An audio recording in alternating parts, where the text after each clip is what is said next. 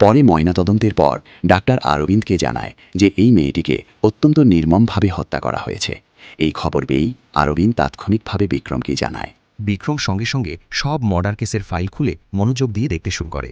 তখন সে বুঝতে পারে সব হত্যাকাণ্ডই শহরের আশেপাশে ঘটেছে, অর্থাৎ খুনি শহরের মধ্যেই রয়েছে। এরপর সব পুলিশ সদস্য নিজেদের পুলিশি পোশাক খুলে সাধারণ মানুষের বেশ ধারণ করে, যাতে খুনি তাদের চিনতে না পারে। সবাই নিজেদের অস্ত্র নিয়ে শহর জুড়ে ছড়িয়ে পড়ে। কিন্তু কেউ ভাবতেও পারেনি যে খুনি একজন পুলিশের স্ত্রীকে অপহরণ করবে। খুব সহজেই সে পুলিশের স্ত্রীকে তুলে নিয়ে জঙ্গলের মাঝখানে নিয়ে যায় এবং নির্মমভাবে দড়ি দিয়ে বেঁধে ফেলে, যাতে তার দম বন্ধ হয়ে আসতে থাকে। যখন অরবিন্দ জানতে পারে যে তার স্ত্রী অপহরিত হয়েছে, তখন বিক্রম তাকে সেই জঙ্গলে নিয়ে যায় যেখানে ৩ দিন আগে একটি মেয়েকে হত্যা করা হয়েছিল।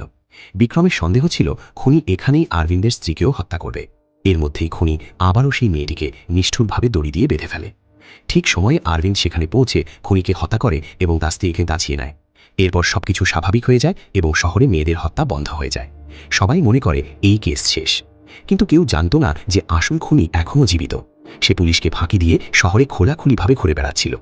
যে খুনি প্রতি ৩ দিনে একটি করে হত্যা করত, সে হঠাৎ করেই একসঙ্গে অনেক নারীর হত্যা করে ফেলে, এত নিখুঁতভাবে যে কেউ টেরও পায় না।